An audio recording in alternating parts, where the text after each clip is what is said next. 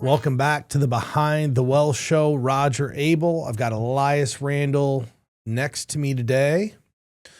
Been a little while since we filmed one of these. Kind of excited about today's show, Elias. We're going to talk about a lot of really great things about saving. But before we get to that, what's happening with your summer so far?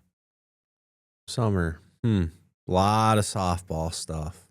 That's right. Nellie's in softball. Yep. 10U softball. It is intense, competitive. I'm kidding. Dude, come on, man. I'm kidding. It's it's like watching the bad news Bears, but the team's getting better and Nellie's getting better and they're having fun. The kids are having fun. They actually won a tournament recently, and nowadays when you win a tournament, you get a ring. You don't get a medal anymore. You get a participation ring. Well, they won, so they got the championship ring. Well, I guess the ring's better than the trophy. What do you do with? I remember when I played sports, we had all these trophies. We had a really good basketball team, and we basically won every tournament. We would put in 2 teams into a tournament. Our one team would put into 2 teams, and most tournaments have like a top and a bottom bracket, or at least back then they did. So we'd put a team in each bracket so that we could meet in the championship game, take all the trophies, and just go home and not play it, so we could get home earlier on Sunday. No joke. And it happened about every tournament we would make. Why wouldn't you play? Well, we would just be playing ourselves. And then Sounds like you're the 2 best teams, so you should have been playing. Well, but the reason we did it was because a lot of those tournaments are over on a Sunday night at like 6 o'clock or 4 o'clock. And you might be traveling 3 or 4 hours. So we had a very good coach, and he was pretty smart. He was a math teacher actually too. So, he's doing the math in his head. If we get done at 2 o'clock instead of 6, we get home at this time. So anyway, over like 5 or 6 years, we accumulated all of these trophies. What do you do with them? I mean, I don't know anybody still displaying a 12-year-old AAU championship trophy. If you are, you shouldn't be. Right. At least the rings, you could pile in a box and keep them on and show your kids. But trophies, man, they take up all kinds of bigger room. Yeah. At first I thought it was kind of silly because I'd never seen that. But it's the same. Whether you get a trophy or you get a ring, it's all the same. But it's fun. I know my daughter really liked it, thinks it's cool, thinks it's fun. So, well, you have to remember, and when you were a kid too, when you hit your first home run, man, that ball meant everything to you.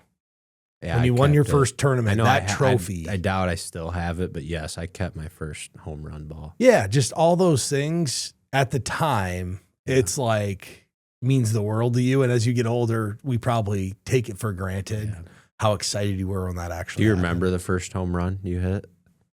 I don't know. I have a couple memorable ones that I do remember. There was a little park here in town called Willow Park, and left field had a big tennis court, so high fence, like, real tall fence. And I remember the first home run I hit was over that fence into the tennis courts, which at the time, like 10 or 11 years old, it was, I don't know how far it was, probably like 240 feet or whatever it was. It seemed, but at the time we're like, oh, I hit it over the fence. Yeah, and I only remember, I think I was a 6th grader because we played on a little league field in 6th grade, so we actually could hit it over the fence. And then I think the next year, they moved us to one of the extra high school fields, so I wasn't strong enough yet to hit the ball that far. But I think the reason I remember, probably the main reason I remember my first home run is because I thought I was going to get out, because it wasn't like a nice soaring one. It was a really high pop fly, and the other kid playing center field or whatever, if he missed by less than 6 inches. Like, it barely went over his glove, landed 8 inches past the fence. So that's why I remember, because I was like, man, I got really lucky, but that was cool. You still got one. Yeah, it barely got over, but it went out. So. Well, it's funny. I don't know how we got into talking about trophies, but you know this, but I'll share with the people listening. I had a really cool opportunity to go to the LPL Business Leaders Forum, which was hosted by Duke University. And it was all about developing leadership. And really, I told someone the other day that the idea of the conference is all about how to look at things differently. And I had a little bit of an epiphany moment because people, when they ask us what we do, what do we tell them? We do wealth management. We help manage your money. We put together a financial plan. We quantify your probability of success, all kind of the boring things that we believe we do it different than other people. But in reality, it's all similar. Yeah. And most people have no idea. Yeah. And there was anytime someone asks me what I do, like you answer with money or investments or whatever they answer, you don't get a whole lot of follow-up questions. Right. Well, anyway, there was a speaker there named Amy Lenhart, and she trains U.S. Special Forces, police department, New York City Police Department, a lot of like high level people who are trying to solve problems. And what she does is she teaches people how to look at things differently through art. And she ran us through a lot of these different scenarios, and she showed us some paintings by Monet, which I'm not an art person whatsoever. But I think this is a really good way to explain to people listening to the show what we really do. And so the picture she showed, first off, I had a partner, and my partner had to close his eyes, and I had to describe this painting to him. And it was the Water Lilies painting by Monet. And so I'm describing it, has a bridge, and, you know, it's got trees in the background, and there's water lilies, and the water's a little tannic in color. And I'm trying to like paint a picture for him to imagine in his mind. So when it's done, goes around the room, and she puts up 3 of the exact same painting, but a little different. They're all different variations because there have been different variations. And everybody raises their hand and says, who picked 1? Whatever, who picked 2, who picked 3. 2 is the right answer. I didn't do a good job of explaining it clearly because my partner didn't get it right. But here's where the epiphany moment was. She asked the people who selected the right piece of art why or how they knew that was the piece. And people started saying, well, my partner described a bridge, and they described that they had these dark colored dark colored water and white flowers and whatever it was, right? All very, very easy to see. Like just everything's in plain sight. And she stopped everybody and she goes, how many people told their partner that on the right side of the painting, there's a very fine line on the right side and a fine white line on the bottom? I mean, you can see it, but it's the really small detail that most people don't gravitate towards. And of course, nobody raised their hand. She told us that in 17 years doing it, only 15 people have ever described that to their partner. And that's how they figured it out. And she does these presentations all the time. That's her job. 9 of the 15 people that were able to pick that out were U.S. Special Forces, Navy SEALs, because they train them to see things differently. And I told someone the other day this story, and I said, you know, if you think about what we really do, you know, what the stock market does is obvious. What your asset allocation is obvious. We're really trying to show people and point out the things that they're missing. And the little white line is what we do. What are the things that you can't see, you don't know, you don't have the knowledge of, or maybe just aren't seeing, that we can help guide your journey to retirement and, you know, all the way through. And I told someone the other day, she's like, that is actually a great analogy.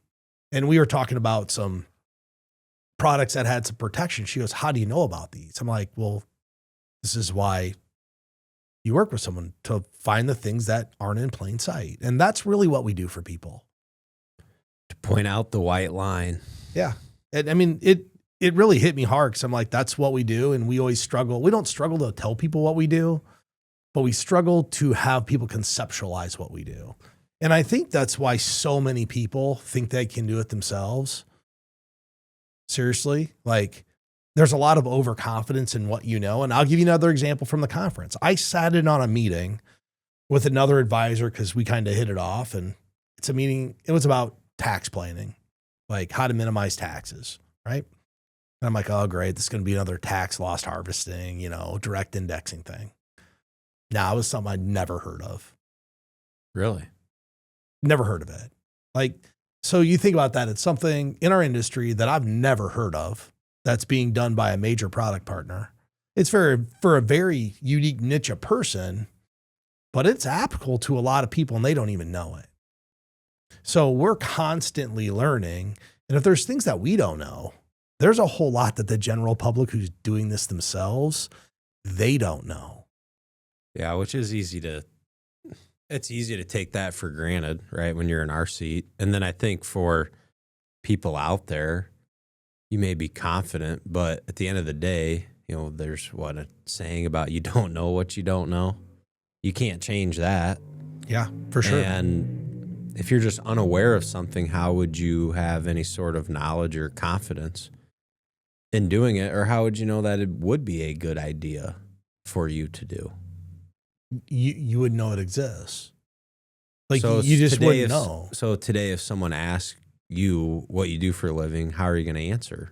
Like, is your answer changed from going to that? Well, I mean, this is still what we do for people, but really it's to find the things that people aren't looking for or aren't in plain sight. What are all the hidden things that you haven't thought about? They're out there. Right. I mean, and let's be honest, there's still things that we haven't thought about. I'm trying to think of them, but I can't think of them because you don't know. I don't know them. But so last part about this conference, because it was probably the best conference I've ever been to. Most of these I view as just a, vacation, but not this. The last cool part about it, because if you're a basketball fan, you'll really appreciate this. There was a Duke basketball experience with it. And this is where I'm going with the trophies. We got to spend about 5 hours at Cameron Indoor Arena, which is where Duke plays. And when you walk in, you instantly feel the energy. It's all the trophies, all the championships. And you go into the actual arena, and if you've never been there, you feel like you're just in a really big high school gym from like 1950. But when you walk in, you can, it has a feeling. Yeah. Totally has a feeling. And when you go in there, you understand why Duke gets the engagement from their students. So it's old school wooden bleachers. The bleachers you went on in like 7th grade in your gym, that's the lower level is all those bleachers, and they are right on the floor. And that's where the students get to sit. The students don't pay for tickets. It's first come, first serve. And that's how they camp out outside of the stadium. They have their tents. But you get in there and you're like, it only seats 6,000 people. The whole stadium? I think they said it seats 6,000. It's really small. But then you start to realize that's where the energy comes from. Because when you go in a place like Carver Hawkeye Arena or Hilton How many Coliseum, people can sit in Carver? Like 15? Yeah. No, Carver's way bigger. I mean, it's not even close. How many people can sit in Carver? I'm corrected. I told you 6. It's actually a little bit over 9,000 people for Cameron Indoor. Carver Hawkeye's 15,500. Yeah, I think most basketball arenas, it's around 15,000. I'm telling you, when you walk into this place, you feel like you're in a high school gym. I bet there are high school gyms that can seat 9,000. Yeah, but somewhere. I think my nostalgic part of it is it's the wooden bleachers that, it's wooden bleachers. So if anybody wants to check. In nice shape, or are they rickety? They're probably pretty nice. No, they're rickety. Just like a 1970s gym. But I think they be refinished. Have they been refinished or anything? I don't know. Here's what it does though. What they've done is they've created a culture, and they've stayed true to it. And part of the culture is the energy of that stadium and having the students right on top of the floor. Like, I'll just use Carver Hawkeye Arena because we're in Iowa and it's our main offices in Iowa, and that's where we go. It's a really boring environment for a player. Is it? You not been there? I've been there. I've never. The student section's behind one basket. All the seats are way off the court. Like, you have some court side, but the main seating is 30, 40 feet away where it starts to go up. Cameron Indoor, it's like probably 6 feet of out of bounds, and then it starts. That's awesome. It's really wild. So it was a really cool conference. And I know we spent a little time and diverged from what we were going to talk about, but I just thought it was a really good thing to talk about what we kind of do for people that just explains better how we approach things. We're really trying to find the things that aren't in plain sight. You know, everybody knows how they're doing. They check their account every day. We're trying to find the things that people just aren't seeing. But couple of good news out there. I read an article on Wall Street Journal, Elias, that people are actually almost, or Fidelity has a study out, and people are almost at their optimal savings rate. Which is great. Yeah. I think I'm sure a lot of that has to do with, I think there's just been enough time has passed from the transition from pension plans to 401ks. They're being adopted. And I know younger people are saving earlier and are taking advantage of their 401ks and using them. So that's good because it's, without a pension, you're going to have to save enough money to be able to be financially independent someday. Well, I think you hit on a key point. People are saving earlier, and statistics actually show us that millennials are doing things different than Gen X. They are. And this goes back a little bit to things I mentioned in the past that, our parents didn't have anybody to teach them about saving for retirement. They had to learn it on their own. When did 401ks come out? In the 70s? Late 70s? Probably. Roth IRA didn't come out to the 90s. So we think these saving vehicles have been around forever. They really haven't been. They're pretty new. And, because I saw my parents and they had to learn how to do it. When I started working, when you started working, we had no pension. We knew we had to save money. Yep. And get enrolled in the 401k, get a Roth started, do all that stuff. Yeah. I mean, Kiplinger actually had an article about this. It's funny that you led in with that, but people are saving earlier.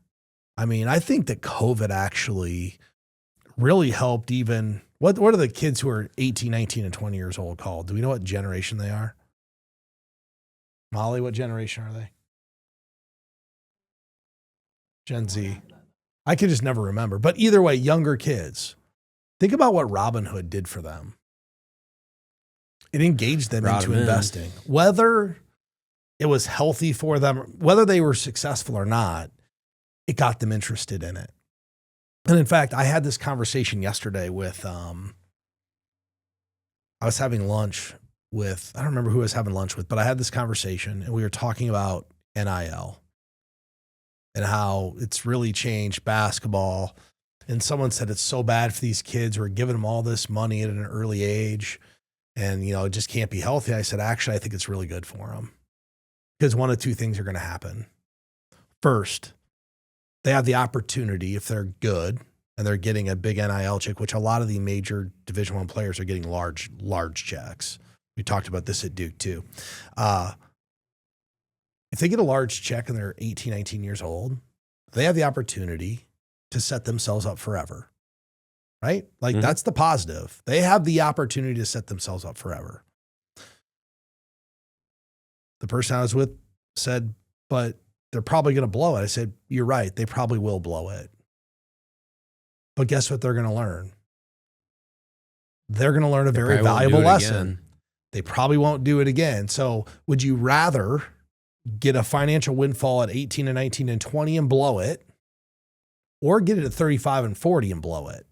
Because if you blow it earlier in life, the better. It almost goes back to the, how I've always talked about passing money to the next generation, the 3 Bs.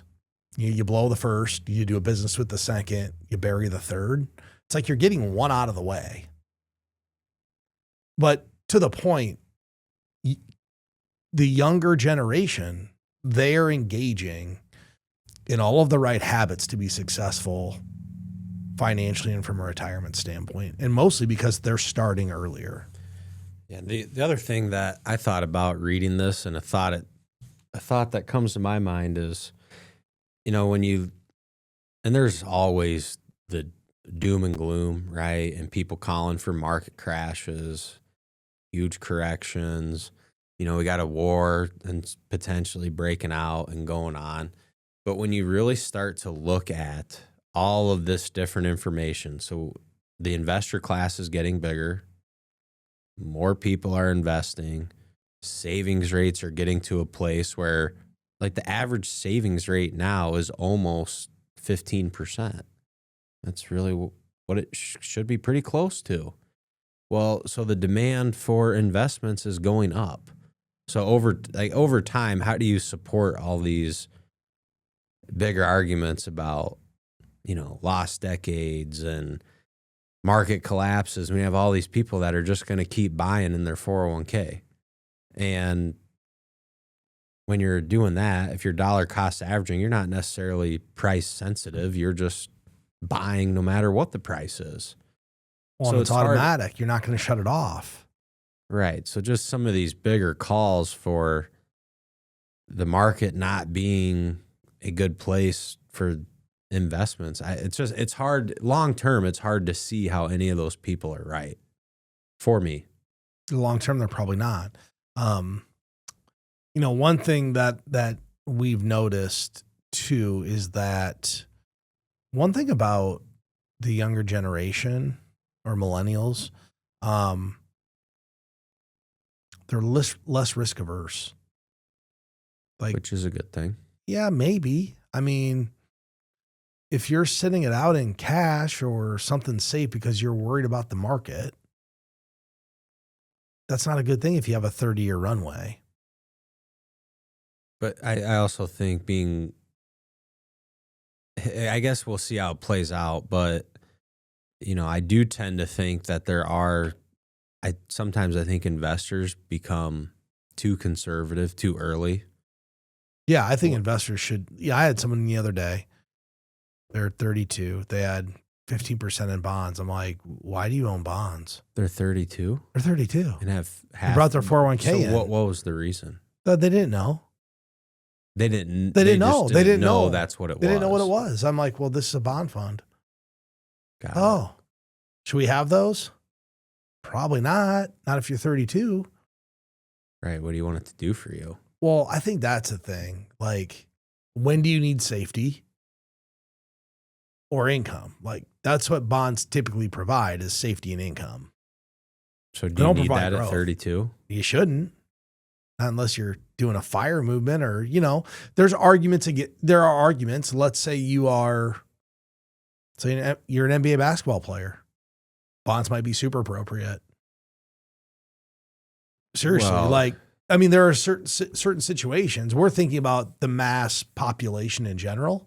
There's pockets where, hey, 32, that might be the best option for you. If you've got everything you need and then some, then maybe it's an allocation. But these people are working at a hospital in town.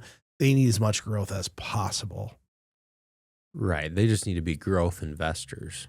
Yeah. Yeah.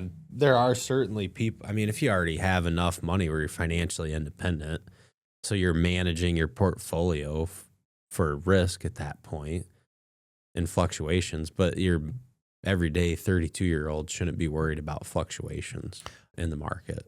I actually see too in that millennial generation, they value advice. Yeah, I think they do. So. And it's probably how they've been marketed to. If you think about one generation older, that was the stockbroker era. I mean, right? In 1990s, It was about picking the next stock and day trading and all that stuff. And we've seen this massive marketing shift towards planning and advice and away from picking individual stocks, which likely is driven a bunch by the Vanguards of the world and the index companies of the world. And there's arguments as to whether that's valid or not. It has been for the last decade that an index has done pretty well. This year, diversification is kind of paying off. but they value advice. Like, just like these people came to my office, they're 32 years old. They're looking for advice. They're not in here looking for the next hot stock. They want advice. Yeah, they want advice. And I think that's reflected even beyond our business. I mean, we're in the financial advice business, so that's why people come to us. But I think it's probably also a product of, I think older generations were just more do it yourself, not just with their money, but even with their vehicles, with home projects. I think there's I just think there's a somewhat of a shift of people valuing delegation, valuing advice, valuing using experts, whether it's their vehicle, you want to remodel a kitchen or a bathroom. Because I don't know that everyone, if you do everything for yourself, what do you do? You're basically working all the time, right? Yeah. If you're going to have a career, have a family, fix your vehicles, mow your own lawn, do all your own house projects, when do you have any time for yourself? So I think it's kind of more of a lifestyle design that people, like, I'm going to work at my career, but outside of my career, I don't want to work all the time. No, I think that is a very valid point. And I'm on I don't know what I am. Millennials born. I went and Googled the age because I can never remember. You're an elder millennial. I'm an elder millennial. I missed it by 3 years, but I for sure value my time and like to delegate. And we see more of that.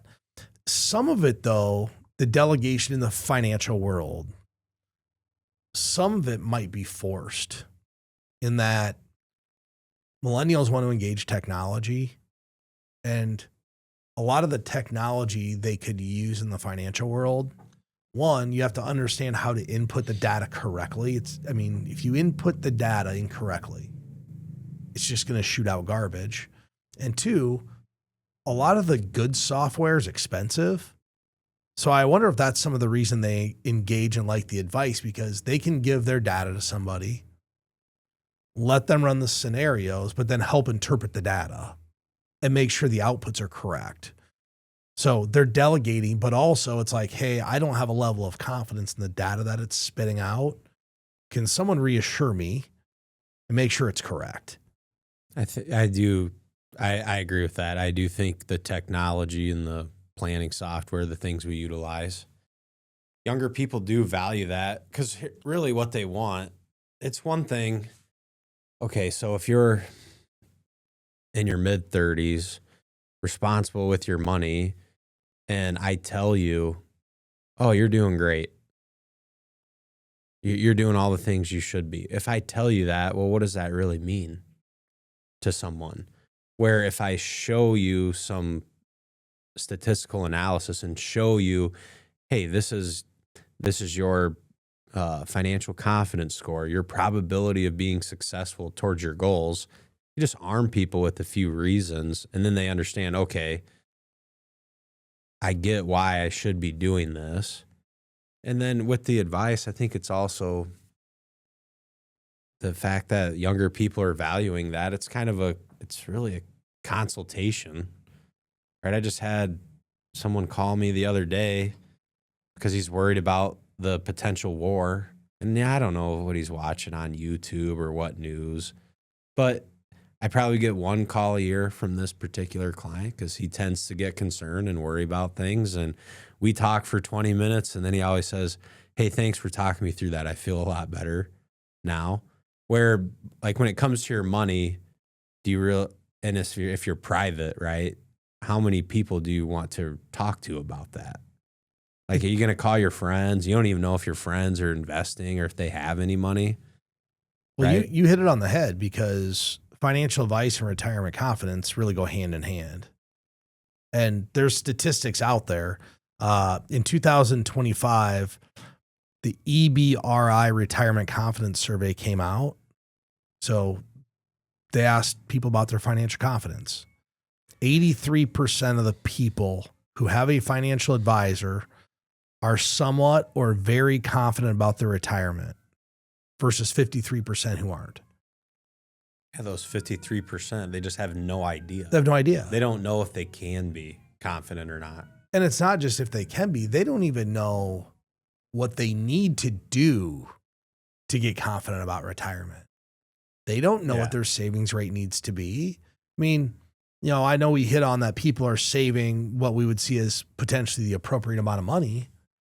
Well, that's just a percentage of your income. That's not personalized advice. That's just rules of thumb. If you want to retire at 55 and live on the same amount of money you made, you're probably going to have to save more than 15% of your check versus someone who's going to retire at 67.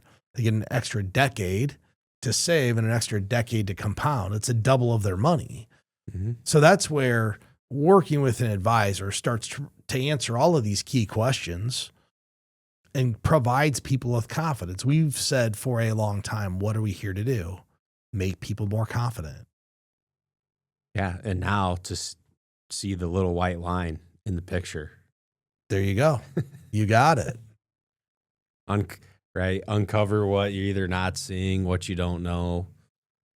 Even if sometimes it's as simple as uncovering, hey, this is exactly what you need to do, and everything's going to work out.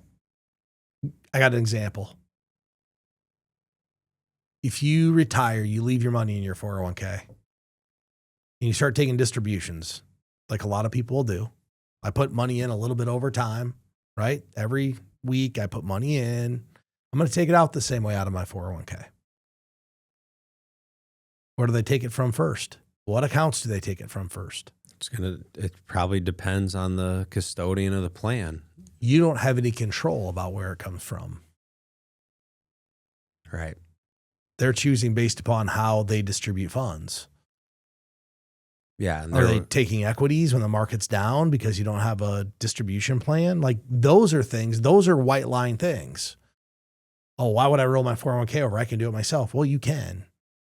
Do you know in your plan what funds are going to be liquidated first and where they're going to send the distribution from? Is it pro rata? Is it a little bit from every fund, or is it from the cash first? What is it? You need to know. And I guarantee you 90% of the people have no idea where it's coming from out of the 401k. They haven't read the plan document. Yeah. They have no idea. They're just taking it out. And if you're going to be a do-it-yourselfer, one of my first questions, if you're going to be a do-it-yourselfer, that's great. But what would stop you from opening your own IRA and doing a rollover where you can control all those things? I get, I'm just going to leave it in the 401k because I don't want to move it. But you're a do-it-yourselfer, so don't you want to know? You're going to take distributions, but you don't have any strategy to take distributions? Okay, let me run a scenario. This is actually a case study. Someone called up a custodian. I'm not going to mention the custodian's name. It's actually in the article. But they called up and requested money from their 401k. Okay? And they assumed it was going to be pro rata, meaning if I have 5 funds, they'll take a proportion from each fund. Yeah, 20% of my total from each fund. Yeah, right. So if one had 100, one had 50, the 100's getting 20,000, 50's taking 10. They took all of the money from the money market first, all the cash first, which in our world, we would plan for that. Right. But to this particular investor, that's not what they requested. Right. And in this situation, what did it actually do? If you had, let's play a scenario. You have $100,000. You have $80,000 in a stock fund, and you had $20,000 in the cash account. And you said, hey, I want $20,000. And they took it all from the cash. What accidentally happened? You went from an 80-20 portfolio to an all equity, all stock market portfolio. Did you intend whether you wanted to or not? Correct. And most people don't even know what's happening. That's what this gal in this article talks about it. I didn't know that's how it was going to work. It's not what I intended. And if you did it at the wrong time, you could have assumed a lot more risk than you thought you were going to. Yeah. This person also didn't know that they could have opened a self-directed IRA, do a rollover, and manage this and just do it. Yeah. What's the difference? You either had to make a phone call and request the money, or you could have your own login, set up a distribution strategy and request the funds how you think and believe you should request the funds at that time. And if you're a do-it-yourselfer, why wouldn't you want a self-directed IRA? So are you a do-it-yourselfer or do it for freer? That's a I just made that freer. Yeah, that's all it is. They just don't want to pay anything. Freer a word? No, I made it up. It's the new language we have today. But that's the truth. They just don't want to pay someone to do it. They don't want to learn how to do it. So, oh yeah, this is the path of least resistance. I'll be okay. Right. And my first thought when I read through this particular article was this person got an outcome with their money. And what do we, right? Exactly what do we talk with clients and prospects about? At the end of the day, you're going to get an outcome. Our goal is to get you an optimal outcome. This person, right? They got an outcome, didn't they? Was it what they wanted? It's opposite of what they wanted. Yeah, it's opposite of what they wanted, but they can do it for themselves. Well, and it could have been fixed. They could have taken the distribution. And then after the money came out, just went and hit rebalance on the 401k website and done it. But they probably didn't know that. But this article sounds like now they're complaining and they want them to. There was also a simple solution after this mistake was made too. Yeah, hit rebalance is real simple. Right.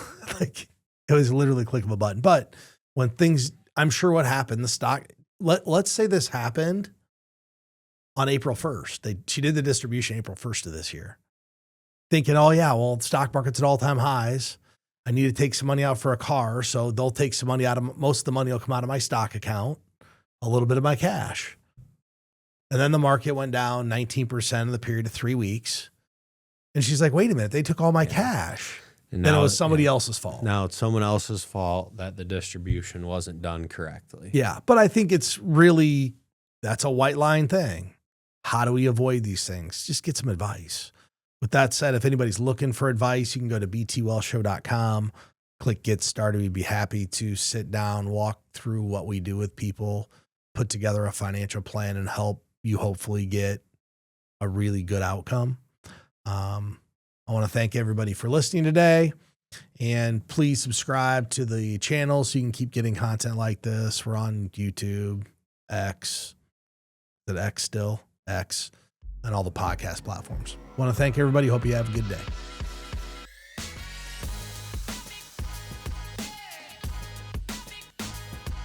The opinions voiced in this show are for general information purposes only and are not intended to provide specific advice or recommendations for any individual.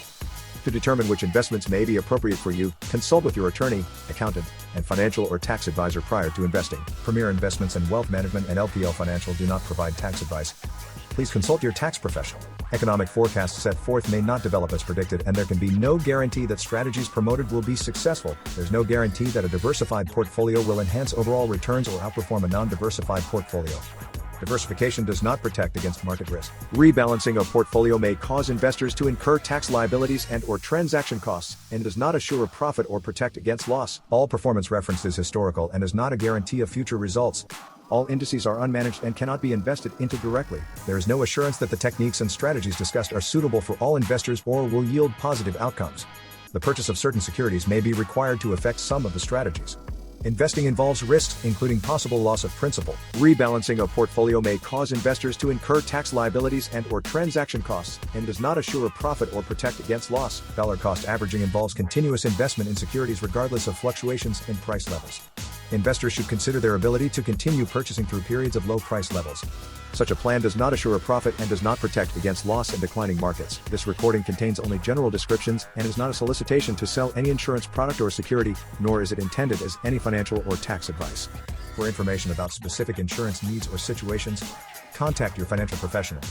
This video is intended to assist in educating you about insurance generally and not to provide personal service. They may not take into account your personal characteristics such as budget, assets, risk tolerance, family situation, or activities which may affect the type of insurance that would be right for you. In addition, state insurance laws and insurance underwriting rules may affect available coverage and its costs. Guarantees are based on the claims paying ability of the issuing company. If you need more information or would like personal advice, you should consult an insurance professional.